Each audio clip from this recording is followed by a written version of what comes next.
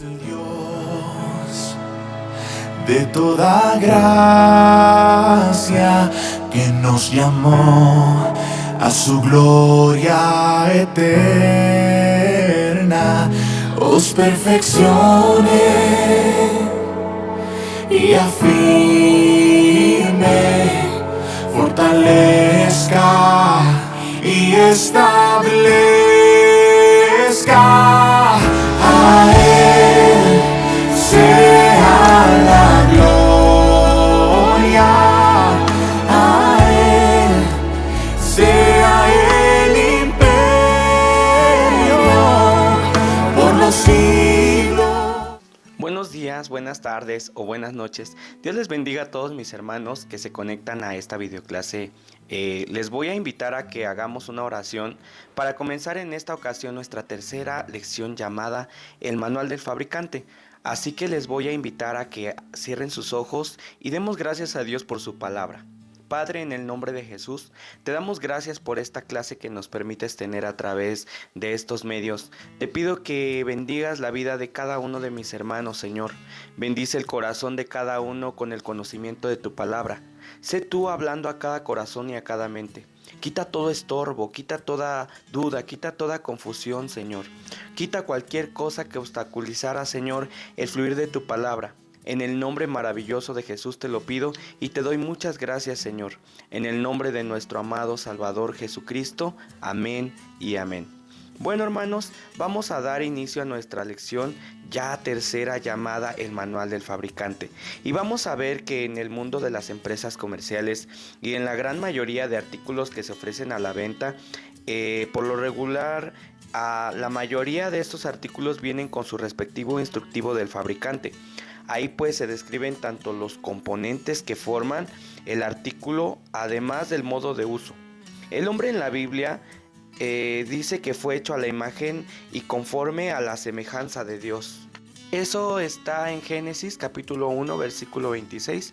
Ahí podemos verlo y es increíble la cantidad de componentes tan complejos que forman al ser humano, y esto tanto en su aspecto natural visible como en su aspecto espiritual invisible. Por lo tanto, Dios, el divino fabricante de seres humanos y conocedor de la compleja composición del ser humano, también ha dejado un manual o una guía práctica para el hombre, de manera que cada persona, si así lo decide, puede tomar toda la información necesaria para lograr cumplir con el objetivo o el propósito de Dios, que es crecer en toda la estatura espiritual de Jesucristo. Ahora vamos a ver que Dios, como el arquitecto perfecto, ¿verdad? Como el formador, como el creador, pues no nos creó solamente y nos dejó así, sino que Él, respectivamente, así como todo buen fabricante, también nos dio un manual, ¿verdad? O una guía. Vamos a aprender en esta hermosa hora que esa guía o manual que nosotros hemos escuchado es conocido como la Santa Biblia, ¿verdad? Como la palabra del Señor, ahí lo vamos a ver. Así que en esta guía o en este manual viene toda la información de cómo podemos crecer en ese plan maestro de Dios, que es llegar a la estatura de Jesucristo. Entonces, el manual del fabricante para nosotros, como nos creó el Señor, es la Santa Biblia. Entonces, vamos a ver que ahí pues vamos a encontrar cuál es la voluntad, el plan maestro de Dios para la vida del ser humano, tanto si el creyente quiere tener una vida espiritual saludable y fuerte para crecer en el propósito de Dios, pues es conveniente que él conozca esa guía o manual que es la palabra de Dios, y que además se alimente de ese plan que Dios ha estampado en todas las páginas de nuestra Biblia. Entonces vamos a hoy a analizar, o vamos a empezar a conocer, cuál es este manual del fabricante, cuál es este bendito libro o guía, ¿verdad? Aunque en algunos casos suele suceder que cuando nosotros compramos algún artefacto, algún artículo, compramos alguna cosa para poder construirlo, pues necesitamos leer ese manual, ¿verdad? Para saber dónde van las piezas. Pero muchas veces no nos gusta leer el manual y siempre empezamos a experimentar, ¿verdad? Esto creo que va aquí, esto embona acá. Y al final nos damos cuenta que sobraron piezas porque nunca leímos el manual del fabricante. Y así como en lo natural, pues lo vemos, a nadie le gusta leer el manual del fabricante, a muchos hoy en día pues no les gusta leer la palabra de Dios. Y a veces por eso cometemos tantos errores en nuestra vida, porque nos basamos en la experiencia, queremos vivirlo, y la palabra de Dios nos está advirtiendo, ¿verdad? En sus páginas, qué es lo que debemos hacer, qué es lo que no debemos hacer. En el manual del fabricante vamos a encontrar cómo era el hombre al principio cuando Dios lo formó, qué puso Dios en el ser humano, qué fue lo que perdimos, cómo podemos recuperarlo. Todas esas instrucciones las vamos a encontrar en la Santa Biblia, en la palabra de Dios. Y vamos a empezar a estudiar un poco más acerca de este libro tan maravilloso, que para nosotros es llamado, esta guía o manual, como la Santa Biblia. Y es bien importante que nosotros conozcamos más, adquiramos todo el conocimiento de esta guía o de este libro tan hermoso que es conocido como la Santa Biblia. En esta Biblia vamos a encontrar toda la información que nosotros necesitamos, todo lo que requerimos, lo vamos a encontrar en la hermosa palabra de Dios. Y vamos a empezar a estudiar más acerca de este libro maravilloso. Y hoy vamos a empezar a ver algo muy importante. Ahora, la Santa Biblia empezó a escribirse hace aproximadamente unos 3500 años y pues no ha cambiado durante todos esos siglos. Se puede imaginar que hay libros que pudieron haberse escrito y se perdieron y ya no son, pero la palabra de Dios ha perdurado a pesar de todos los años. 3500 años tiene su existencia, su escritura, y sus principios son inmutables, y la experiencia ha demostrado que los principios bíblicos son cada vez más prácticos y realistas para cada época de la historia de la humanidad. Pudiera ser ya un libro obsoleto si pensáramos que hay cosas que ya no funcionan hoy en día de la Biblia, pero nos damos cuenta que cada día más que pasa, la palabra de Dios se convierte en algo muy realista, en algo que nosotros necesitamos, porque estos principios no cambian, son inmutables. Entonces necesitamos cada día empezar a vivir esta experiencia con la palabra de Dios. Entonces, esta experiencia o ciencia ha demostrado que sus principios cada vez son más prácticos y realistas en cada época de la humanidad. Así que en esta lección número 3, pues vamos a ver en esta serie algunas de las enseñanzas básicas en relación a la Biblia o a la palabra de Dios. Vamos a enfocarnos en algunas cosas, por así decirlo, más sobresalientes o destacadas, no de todo, pero sí vamos a empezar a estudiar un poco más acerca de qué es la palabra de Dios. Y es importante, vamos a ver una diapositiva. Y vamos a ver en esta diapositiva lo que es la Biblia para el hombre. Sí, la Biblia para el hombre, ella es como luz para guiar, es como una lámpara para iluminar pues los senderos a transitar. Salmo 119, 105 dice la palabra de Dios: lámpara es a mis pies tu palabra y lumbrera mi camino. También vamos a ver aquí que la palabra de Dios es como pan para alimentar y nutrir al creyente, ¿verdad? Esta palabra nos va a dar el alimento a nuestra alma. Nuestro cuerpo come, nuestra alma también tiene que comer. ¿Y qué va a comer? Pues Biblia, la palabra de Dios. También es un mapa, una brújula para orientar y descubrir cuál es el camino correcto. Cuando no sabemos a dónde ir, qué hacer, cuando tenemos muchas dudas, pues vamos a encontrar que todas las respuestas están en la palabra de Dios. También la palabra de Dios es como una espada para defenderse y atacar al enemigo cuando viene en contra nuestra, pues con la palabra podemos defendernos. También es como miel, es una fuente para poder adquirir limpieza, donde podemos ir y lavar nuestro corazón todos los días. La palabra de Dios viene a limpiar nuestra mente de malos pensamientos, viene a limpiar nuestro corazón, y necesitamos esta fuente de vida que también es la Biblia. También es como una semilla que genera frutos. También es una llave que abre y cierra puertas. En ella tenemos la clave de todo el éxito del ser humano. Entonces es importante que nosotros entendamos la importancia que la Biblia tiene para el ser humano. La Biblia tiene una parte muy primordial o esencia en el ser humano. Es por eso tan importante que nosotros comencemos a leer la palabra de Dios. Entonces vamos a ver eh, algunos fundamentos, ¿verdad?, en cuestión o en relación a esto. Vamos a ver los fundamentos de que la Biblia es la palabra de Dios. Hay un arma que Satanás tiene y que sabe que si logra hacer que el ser humano logre desacreditar o creer en la palabra de Dios, ya ganó. Si el enemigo logra hacer que el ser humano pierda la fe en la palabra de Dios, entonces ya ganó, y es una estrategia muy poderosa del enemigo. Entonces nosotros vamos a ver hoy el por qué la Biblia es la palabra de Dios. Vamos a ver el origen de la Biblia y algunos fundamentos, ¿verdad?, de que ella es la palabra de Dios. La Biblia pues tuvo su origen en la mente y en el corazón de Dios. Ella es de inspiración divina.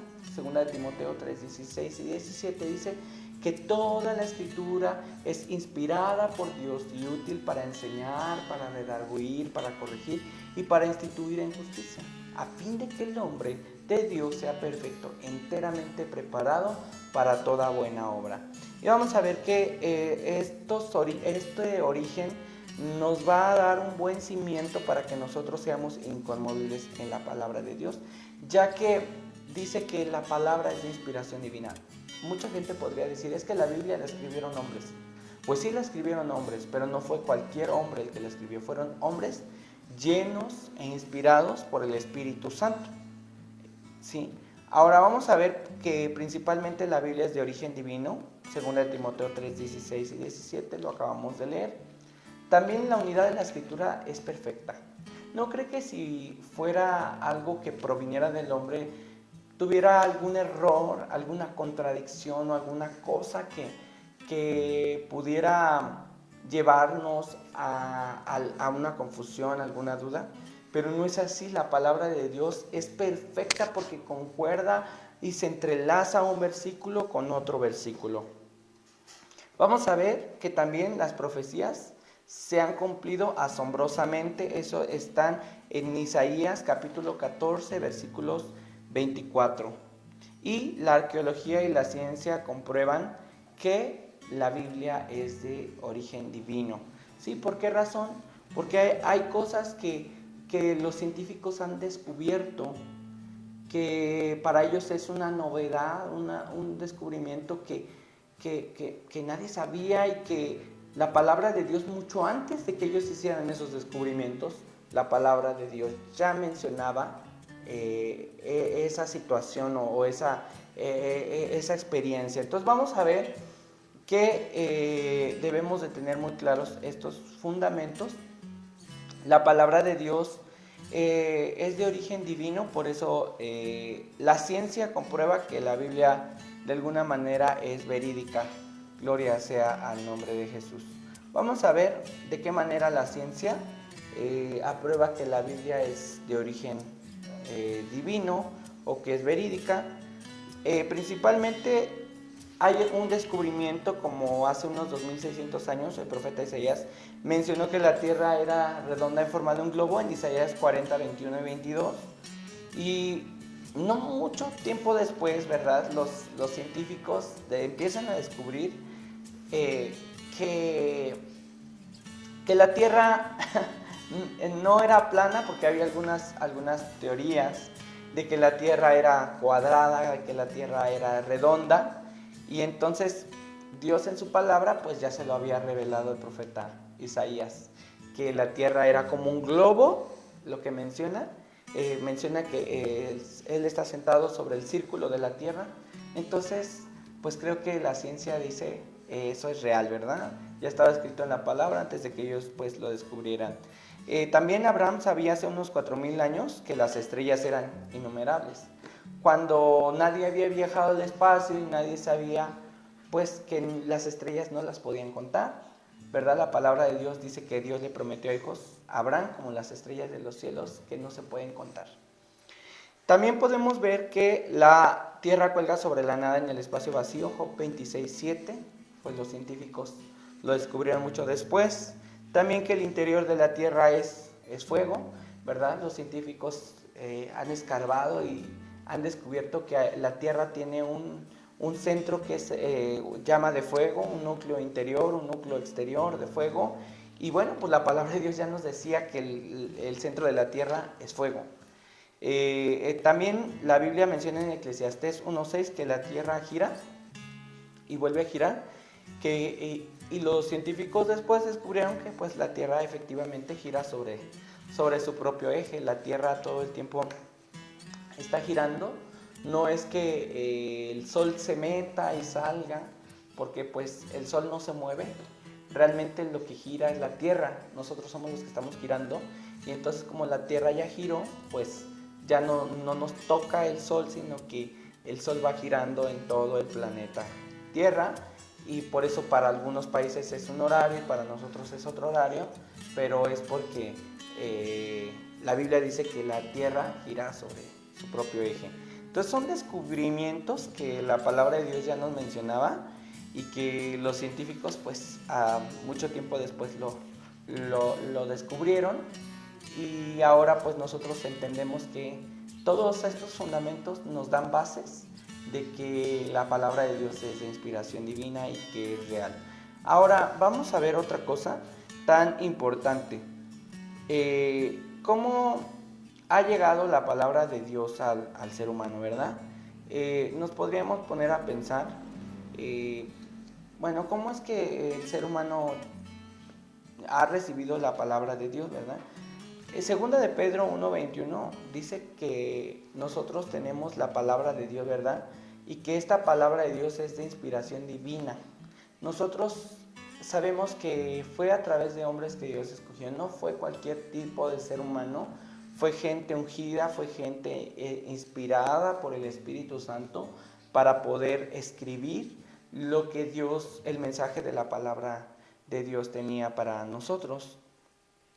Ahora, también es bien importante recalcar en este estudio, porque vamos a ver acerca más teoría de lo que es la palabra de Dios o lo que es nuestra Biblia. Ahora, ¿en cuántos años fue que se dio toda la revelación de la palabra de Dios a los hombres? ¿Cuánto es el tiempo que se tardó Dios en darles pues todo lo que fue el Antiguo y el Nuevo Testamento de la palabra de Dios a estos hombres santos?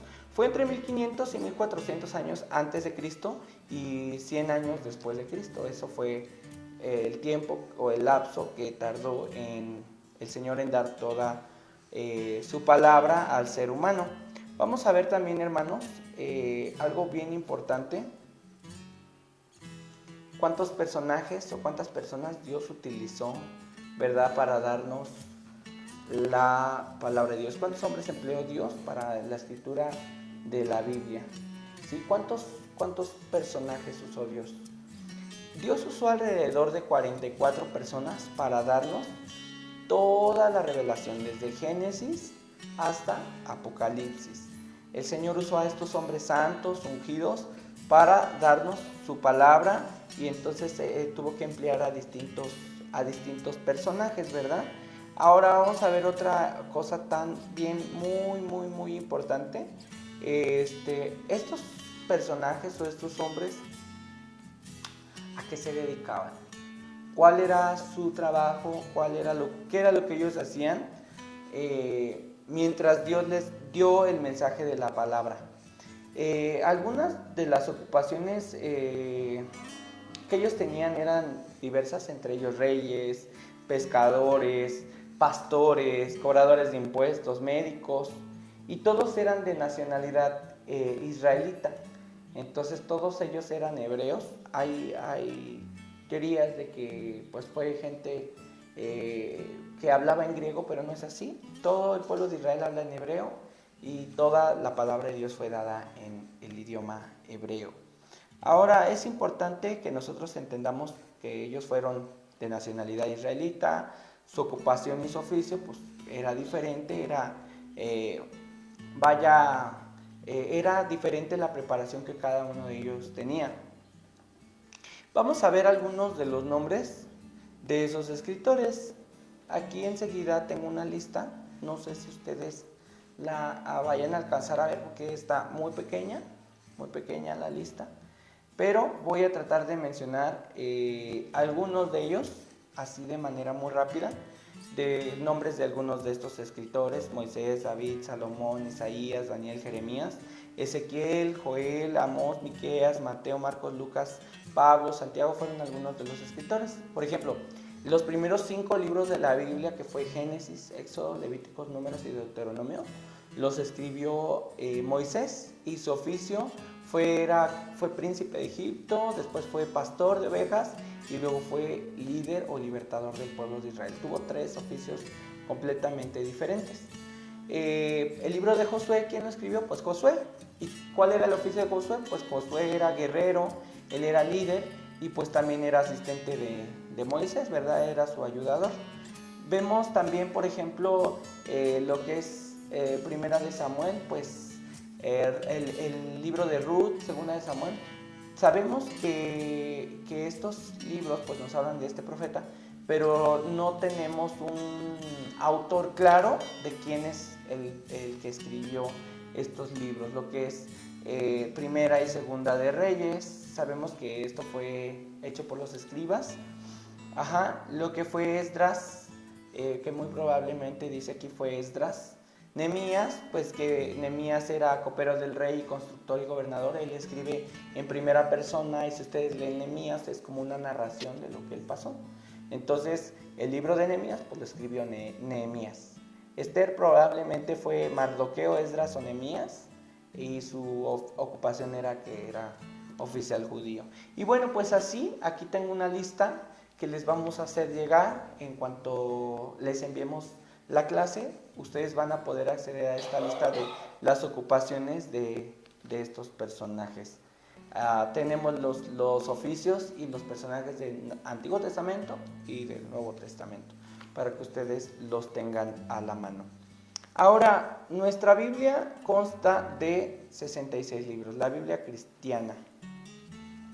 Y vamos a ver alguna operación matemática que es muy importante que nosotros la tengamos ahí. ¿Cuántos libros tiene? 66. ¿Por qué tiene 66? Hay algunas versiones de la Biblia latinoamericana, que es la Biblia comúnmente conocida como la Biblia católica. Esta Biblia consta de 72 libros y no de 66. Quiere decir que tiene algunos libros extra, denominados como deuterocanónicos. Esos libros también conocidos como apócrifos. ¿Por qué razón? Porque tiene algunas contradicciones, porque se hallaron estos libros como historia judía, pero no como parte de la palabra de Dios. Es decir, que los podemos leer como parte de la historia del pueblo de Israel, claro que sí, pero no como la sagrada y santa palabra de Dios. ¿Por qué? Porque hay algunas partes donde se contradice. Por ejemplo, en el libro de los Macabeos, cuando termina la narración, se dice que él escribe ahí y comenta y dice: si a alguien le fue provechosa esta lectura, pues tómenlo, y si no, pues deséchenlo, ¿no? Entonces, dando a entender que lo que él escribió es como que no muy válido. Entonces nos da a entender de que eso no fue inspirado por el Espíritu Santo, sino vino por parte de un narrador solamente, como cualquier historia. Entonces, no como parte de la palabra de Dios. ¿Cómo sabemos que el número exacto de los libros de la palabra de Dios son 66 y no 72? Vamos a ver esta operación matemática. Lo vamos a encontrar en Éxodo capítulo 25, 31 al 34. Y si leemos en el candelero, en el tabernáculo, tenía algunas figuras que el Señor le había mandado a Moisés y le dijo: vas a colocar una copa, una manzana y una flor de almendro en cada brazo. Vas a colocar 3 hileras de 3, ¿sí? Y así tuvo que colocar en los 6 brazos. En la caña central tenía que colocar las mismas figuras, pero en vez de poner 3 hileras de 3, tenía que poner 4 hileras de 3 figuras. Entonces, si sumamos que en cada brazo tenía 3 hileras de 3, entonces 3 por 3 nos da como resultado 9. Ahí lo vamos a ver arriba, el 9. Entonces multiplicamos 9 y así en los 6 brazos, entonces 9 por 6 nos da un total de 54. En la barra central tenía 4 hileras de 3, entonces si multiplicamos 3 por 4, 12. Y si multiplicamos el 12 más los 54 que tenemos en los 6 brazos, nos da un total de 66 figuras. ¿Casualidad? No, no es así. Dice el Salmo 119, 105, lámpara es a mis pies tu palabra y lumbrera mi camino. ¿Cuál es la palabra? El candelero es la palabra de Dios. Entonces, el candelero es un tipo de figura de la Biblia. Y tenía 66 figuras. ¿Casualidad? No. 66 son los libros que tiene nuestra Biblia. Entonces son 66 figuras, 66 libros los que tiene nuestra Biblia. Por eso estamos seguros que el total de los libros de la Biblia son 66 y no 72. Que hay libros históricos, deuterocanónicos, apócrifos, los hay. Son parte de la historia judía del pueblo de Israel, pero no son parte de la palabra de Dios. Ahora vamos a empezar a aprender un poquito más sobre nuestra Biblia y vamos a ver que nuestra Biblia tiene dos divisiones, que nosotros lo conocemos como dos divisiones generales. Nuestra Biblia, por así decirlo, está partida en dos lapsos o en dos partes, ¿verdad? Las dos divisiones de la Biblia las encontramos, una como el Antiguo Testamento y la otra la encontramos como el Nuevo Testamento. O sea, tenemos el Antiguo Testamento y tenemos de este lado el Nuevo Testamento. El Antiguo Testamento tiene un total de 39 libros que componen la palabra de Dios. Y por este otro lado, en el Nuevo Testamento tenemos un total de 27 libros, dando un total de 66 libros. ¿Sí? Vemos que el total de la palabra de Dios es 66 libros. Ahora, vamos a ver que el primer libro del Antiguo Testamento es Génesis y el último es Malaquías. Y en el Nuevo Testamento tenemos que el total de los libros de la palabra de Dios son 27, empezando por Mateo y terminando por el libro de Apocalipsis o Revelación. Entonces así tenemos un total de 66 libros y estas dos divisiones generales que nosotros lo conocemos como Antiguo Testamento y Nuevo Testamento. Aunque en realidad podríamos llamarlo como el Antiguo Pacto y el Nuevo Testamento. ¿Sí? Nosotros lo conocemos como un testamento, pero realmente en el Antiguo Testamento pues nadie murió, es conocido como Antiguo Pacto, ¿verdad? Y el Nuevo Testamento pues sí, porque es el testamento de Jesucristo, es la herencia que Jesucristo nos dio. Entonces, por así decirlo, lo conocemos como Antiguo y Nuevo Testamento, o Antiguo Pacto y Nuevo Testamento. Muy bien, entonces esas son las dos divisiones generales. Tenemos el Antiguo que menciona antes de Cristo y el Nuevo Testamento que empieza en un después de Cristo. Muy bien, gloria a Dios. Ahora vamos a ver, hermanos amados, en todas estas páginas, en todos estos libros, pues realmente, ¿quién es el personaje principal de nuestra Biblia? Porque desde Génesis, si nosotros leemos Génesis, podemos ver que Génesis pues no menciona a Cristo. En ninguna página del Antiguo Testamento usted va a encontrar nada acerca de Cristo como tal. Menciona del Mesías que nacería. Isaías profetiza en el capítulo 6 acerca del nacimiento del Mesías. Menciona que él iba a nacer de una mujer virgen, menciona su ministerio en Isaías capítulo 61, menciona que él iba a venir a libertar a los cautivos, a dar vista a los ciegos, menciona el ministerio del Mesías, pero como tal no lo menciona de manera literal, nos menciona al Mesías de una manera profética o simbólica. Hablando desde Génesis, por ejemplo, en la creación, el Mesías es la voz de Dios misma que creó todas las cosas. Él es la luz, ¿verdad? Podemos ver al Mesías, que Él es la sabiduría, como dice Proverbios capítulo 8, que él estaba ordenándolo todo, el Mesías. Podemos ver al Mesías en la vida de Adán y Eva cuando ellos pecaron, ¿verdad? En el huerto Él era el árbol de la vida, el Mesías. Luego lo podemos ver en las pieles de cordero que se puso Adán y Eva.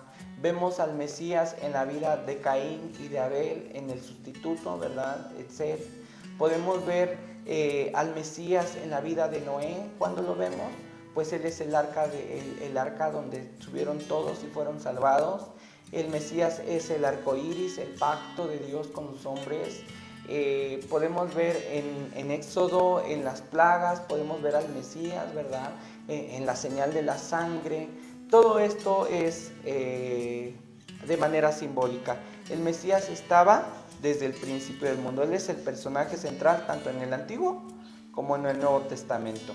Ahora vamos a ver que Isaías profetizó algunas de estas cosas en el Antiguo Testamento. Vamos a ver cómo Isaías profetiza el lugar donde nacería Cristo. Miqueas capítulo 5, versículo 2 dice: tú, Betlehem Efrata, de ti me saldrá un Salvador, ¿verdad?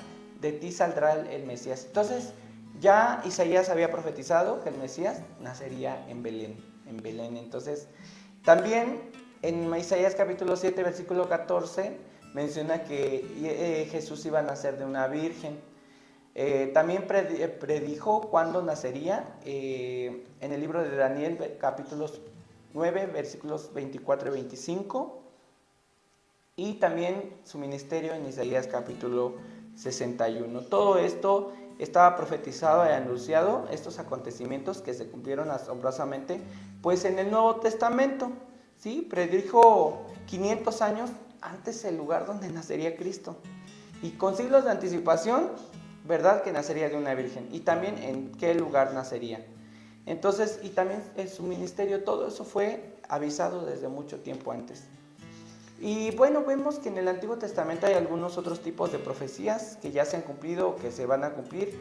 También, pues la Biblia habla de algo maravilloso, de algo fantástico y emocionante que nos deja saber Dios a través de todas las páginas de la Biblia. Algunas otras de las profecías que la Biblia menciona es acerca de la invención de la televisión, ¿sí? Del automóvil y de la radio, del wifi, del celular. De todo esto que está apenas descubriéndose, de alguna manera descubriéndose, porque la Biblia dice que no hay nada nuevo debajo del sol, sino que todo lo que ya está, ya fue creado desde antes. Lo único que el hombre está haciendo es descubrir, no inventar, porque el hombre lo que está haciendo es tener esos avances, esos descubrimientos. En Apocalipsis 11:9 menciona que todo ser humano va a ver al anticristo, a la bestia. Y yo digo, pues, ¿de qué manera podrían verlo? Y lo menciona Juan en el libro de Apocalipsis. ¿Cómo? En ese entonces no había ningún medio de comunicación, pero dice que todos lo verían y lo adorarían. Entonces, ¿de qué manera? Pues a través de la televisión. ¿De qué manera? Pues a través de este medio de comunicación. También el automóvil, el radio y el celular habla de las ondas, ¿verdad? De las señales que había en el aire, y ahora pues con la invención del Wi-Fi, y vemos todo esto cómo ha ido avanzando ahorita con la IA, con la inteligencia artificial, que ya nos ha traído tantos cambios en nuestra vida cotidiana que tenemos, ¿verdad? Todo esto estaba escrito ya en la palabra de Dios, hasta el grado que menciona que en Apocalipsis, que cualquiera que no tenga la marca de la bestia en la mano o en la frente no va a poder comprar y vender, como un tipo chip. Entonces se habla de que hay una inteligencia artificial y quiere venir una inteligencia orgánica. Entonces vean, todo esto ya está escrito en la palabra de Dios, y lo único que tenemos que hacer es leerla, porque ya se están viendo todos esos descubrimientos. Vamos a seguir avanzando en los libros de la Biblia, y es importante que nosotros sepamos, ¿verdad?, acerca de estos maravillosos libros de la Biblia.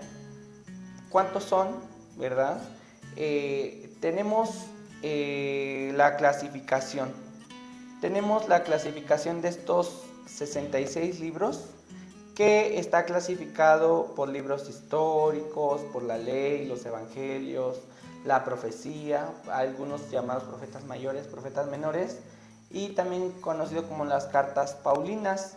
Esta clasificación es como una biblioteca en la cual nosotros vamos a entrar y vamos a ahondar por todos sus pasillos. Cuando uno va a un lugar, a una biblioteca, pues encontramos que hay pasillos donde hay historias, ¿verdad?, de drama, libros de novelas, cuentos, narraciones, hay distintos tipos de libros.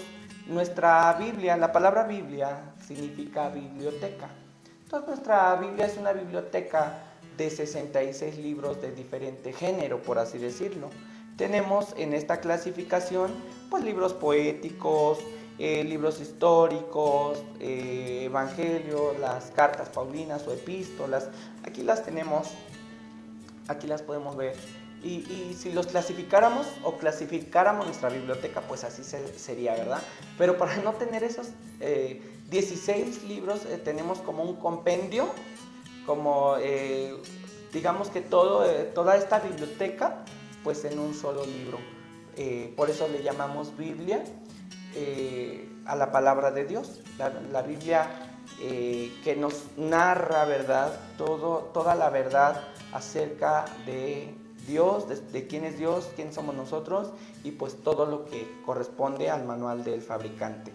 Vamos a ver algunas de las clasificaciones de los libros de la Biblia y vamos a empezar a verlos, ¿verdad?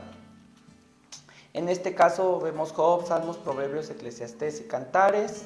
Tenemos también los libros poéticos que encontramos proféticos, que encontramos Isaías, Jeremías, Daniel, Zacarías, Habacuc, Ageo, Miqueas, Malaquías. Todos esos libros de profetas, hay unos que son denominados profetas mayores y profetas menores. No es que sean más importantes unos que los otros, se le conoce así a los profetas mayores porque son de mayor contenido, tienen más capítulos. Pero los profetas menores no es que sean inferiores a los otros profetas, sino que simplemente el contenido es más de 2, 3 capítulos, hasta 4 capítulos. Y los profetas mayores, pues estamos hablando, por ejemplo, Isaías, ¿cuántos capítulos tiene? 66. Entonces vemos a Jeremías, Lamentaciones, ¿verdad? Son profetas más pequeños, Daniel, 12 capítulos, pero pues vemos los profetas más grandes, ¿verdad? O libros más grandes. Es por eso que se conoce así. Los libros históricos, Josué, Jueces, Crónicas, Samuel. También encontramos los epistolares o las cartas paulinas, como Filipenses, Santiago, Hebreos, Tesalonicenses, Tito. Y pues todo esto es importante que nosotros tengamos esta información. Ahora vamos a ver cuál es la versión más antigua del Antiguo Testamento, en qué idioma se escribió y en qué año se escribió. La versión más antigua del Antiguo Testamento es llamada como la Septuaginta, sí, la Septuaginta. Y está escrita en griego y esta se escribió en el año 250 a.C. y fue una recopilación de diversos libros del Antiguo Testamento. ¿Sí? Entonces esta Biblia Septuaginta, por así decirlo, es la más antigua del Antiguo Testamento. Ahora vamos a ver otra información muy importante acerca de la palabra de Dios. Vamos a ver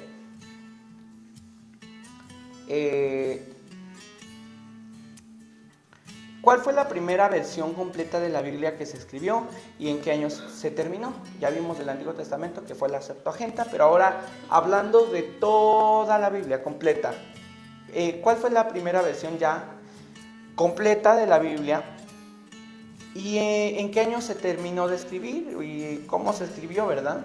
La Biblia es conocida como la Vulgata. Es la versión oficial de la Iglesia Católica y se terminó de escribir en el año 400 después de Cristo. ¿Sí? Ahora, vemos que hay quienes dicen que la Biblia fue escrita en griego, pero no es así. Obviamente que si yo vivo en México, mi idioma oficial es el español.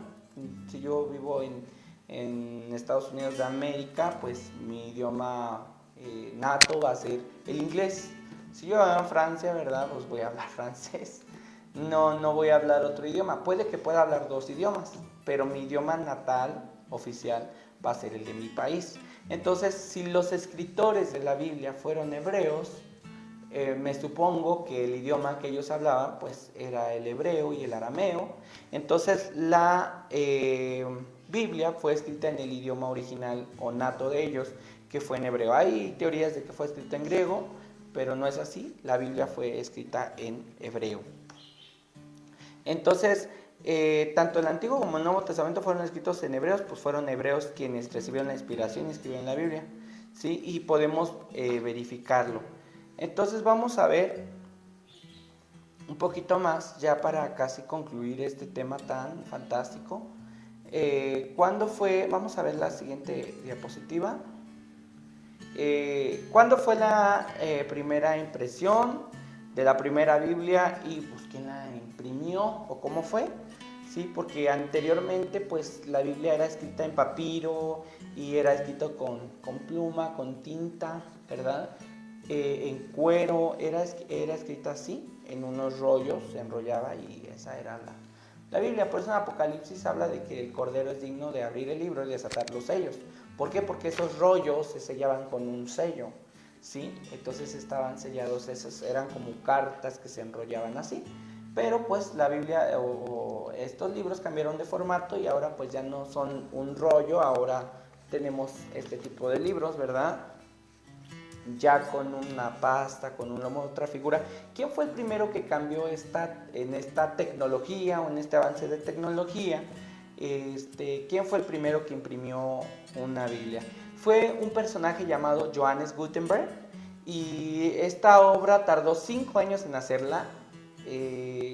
Vemos que en el año 1450 fue que se imprimió la primera Biblia. Dice aquí que en este año se editó una versión impresa de ella y este hombre, Johannes Gutenberg, fue pues quien la hizo, ¿verdad? En el año 1450 después de Cristo. Ahora vamos a seguir avanzando y ya para concluir este tema maravilloso, ¿verdad? Vamos a seguir aprendiendo un poco más acerca de nuestra Biblia. Quiero que vayamos a estudiar algunos puntos muy importantes. Vamos a hablar de los libros apócrifos. Ahora ya se ha notado que en la Biblia hay 66 libros y sin embargo hay versiones católicas que contienen 72 libros, los cuales no se consideran como parte de, ya lo dijimos, son apócrifos. Esta palabra apócrifo significa supuesto y ellos no son reconocidos como parte del canon sagrado. Se conocía el canon como regla o medida de fe, o sea, tenían ciertos parámetros para diagnosticar que esa escritura realmente era de procedencia, de origen, de inspiración divina. Si tenía esas pues discrepancias, tenía la palabra o esos libros tenían cosas que eran incongruentes, entonces no se descartaban. El canon era un grupo de personas que decidía si era parte o no era parte y pues encontraron errores en el libro de Tobías, Judith, Eclesiástico, Macabeo, Sabiduría y Baruch, que son los libros que tiene la Biblia latinoamericana o la versión de la Iglesia Católica. Sí, ellos son llamados apócrifos, entonces esto significa escondido, mientras que deuterocanónico significa del segundo canon, o sea que no entraron en esta regla o medida de fe. Y por eso es que nuestra Biblia pues no tiene los 72, como lo decíamos, tiene solamente 66 libros. Ahora vamos a ver qué es lo que enseñan estos libros deuterocanónicos, que para nosotros no los aprobamos o no los tomamos en cuenta. En resumen, algunas de estas prácticas paganas enseñadas por estos libros apócrifos pues son ofrecer sacrificios a las almas de los muertos. Cuando la Biblia condena y dice que nosotros no debemos invocar a los muertos, lo enseña el libro de Tobías. También dice que es bueno llevar pan a las tumbas de los difuntos. También eso se contradice, es incongruente. Y también que el perdón de los pecados se alcanza por la limosna. Eso también lo enseñan los libros deuterocanónicos. Y también que el humo del hígado de un pez quemado sobre un brasero ahuyenta los demonios, como le sucedió a Tobías. Dice que él vio al endemoniado, ¿verdad? Y dijo, ¿qué hago? Y se le presentó el ángel y le dijo, mira el pez, sácale las vísceras, quémalas y el demonio se va a ir. Entonces eso es brujería, y la palabra de Dios pues condena a todo el que practica la hechicería. Entonces es por eso que no entró dentro del canon sagrado de la palabra de Dios. Y nosotros pues no los tomamos en cuenta estos libros. Pues ya en conclusión podemos ver que hay libros apócrifos o deuterocanónicos que enseñan muchas cosas que no son verdad y tampoco son históricamente muy precisos. También hay contradicciones. Está demostrado que la Iglesia Católica Romana oficialmente añadió su Biblia en el Concilio de Trento a mediados de 1500 después de Cristo, primordialmente en respuesta a la Reforma protestante, ¿verdad?, de Martín Lutero. Sabemos que Martín Lutero en el 31 de octubre pues reformó algunas doctrinas, ¿verdad?, acerca de la salvación del alma del ser humano. Dejó de predicar que la salvación se gana a través de buenas obras y de indulgencias, y empezó a predicar que la salvación es por gracia y es mediante la fe en Jesucristo. Entonces, cosas que la Iglesia Católica estaba enseñando y que son doctrinas que se habían salido de este parámetro del canon sagrado, y por eso estos libros no fueron tomados ya en cuenta como parte de la palabra de Dios. Como digo, son solamente de historia judía y ni siquiera son así como que muy precisos. Hay también cosas que salen fuera de. Y pues ya para concluir este tema, amados hermanos, vamos a ver cuál es el deber de nosotros como hijos de Dios, como cristianos, en relación a la Biblia. Si un creyente va a obtener el alimento adecuado para vivir una vida cristiana en progreso y así tener la estatura espiritual de Jesucristo, entonces pues le es necesario, número uno, vamos a ver que es comprar una versión antigua de la Biblia, que es la Reina Valera, y la más recomendada es la que es escrita por Casiodoro de Reina y revisada por Cipriano de Valera, y más conocida como Reina Valera versión 1909, que es una de las versiones más antiguas de la palabra de Dios. La versión más antigua que hay de la Biblia es la Biblia conocida como la Biblia del Oso, pero muchos textos están todavía escritos en hebreo, y por eso es más recomendado todavía la versión 1909, que es la más apegada al original hebreo y arameo. Entonces es por eso importante que nuestra Biblia sea versión 1909. No quiere decir que todas las demás no sean importantes. Es bien preciso dejar este tema importante, ¿verdad? ¿Cuál es la mejor versión? Todas son importantes. La que nosotros usamos es la Reina Valera 1909 porque es la más apegada al hebreo y para poder apegarnos a lo más original. Pero si alguien tiene una versión Dios habla hoy, una Biblia de las Américas, una Biblia de lenguaje actualizado, la nueva traducción viviente, es bueno que lo lea, ¿verdad? Porque a veces leemos y no entendemos. Hay palabras que son complicadas, entonces para un lenguaje actual, pues tenemos esas Biblias y usted la puede leer en su casa, pero para llevar a la iglesia y para estudiar la Biblia y meterse a la profundidad, usted necesita una versión 1909. Sí o sí, porque es la versión más antigua. Pero usted puede estudiar la Biblia de las Américas, la nueva traducción viviente, la Dios habla hoy, el nuevo lenguaje revisado, hay varias versiones. Y usted puede leerlas en su casa, pues para enriquecerse más.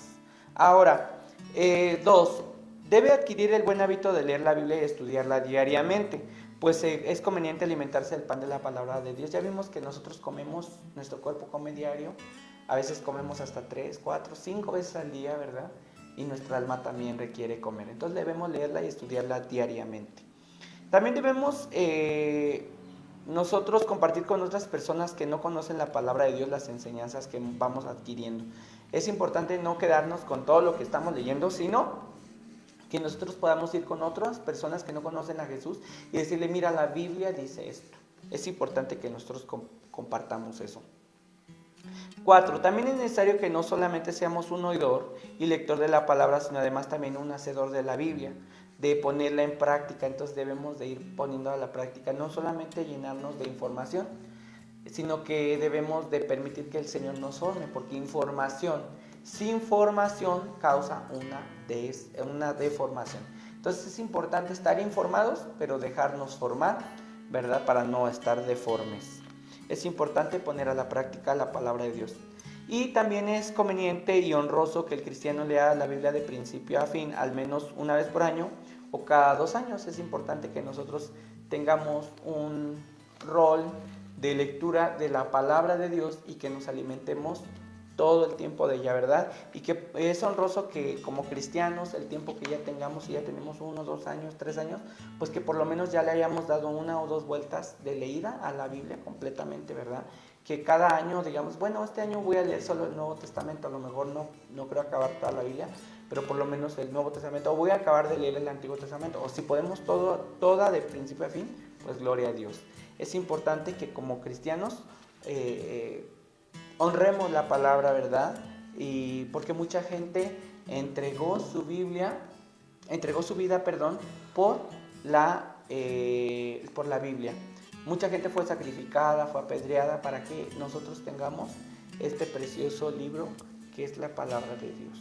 Así es que yo le voy a invitar a que así como está, vamos a repetir este voto a la palabra de Dios y diga conmigo, oh libro sagrado, mensaje de amor, tú encierras promesas de eterno valor. A ti te prometo, en sombras y en luz, ser un mensajero del tierno Jesús. Amén. Así es que este es el voto a la palabra de Dios. Le voy a invitar a que cerremos nuestros ojos y demos gracias a Dios por su hermosa palabra. Padre, en el nombre de Jesús, te damos muchas gracias por este mensaje tan maravilloso que es tu palabra, que tiene vida eterna. Sabemos que en tu palabra están encerrados todos los tesoros de verdad, Señor. Que en tu palabra está todo lo que nuestra alma y nuestro espíritu necesita, Dios. Te pido que bendigas la vida de cada uno de mis hermanos que ve y que se ha conectado a esta videoclase. Te pido, Señor, que este conocimiento no quede solamente en información, sino sea una práctica que pueda vivirla todos los días cada uno de tus hijos.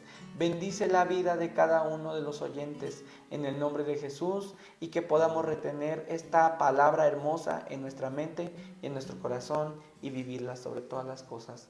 En el nombre de Jesús te damos gracias por la gente que entregó su vida, pagó el precio para que nosotros tuviéramos una Biblia hoy en nuestras manos. Te damos gracias, Señor. En el nombre de Jesús ayúdanos a amar y a honrar tu preciosa palabra todos los días de nuestra vida. En el nombre de Jesús. Amén.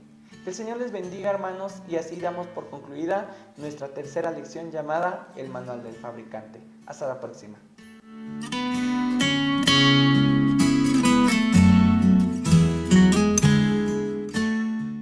Mas el Dios de toda gracia que nos llamó a su gloria eterna,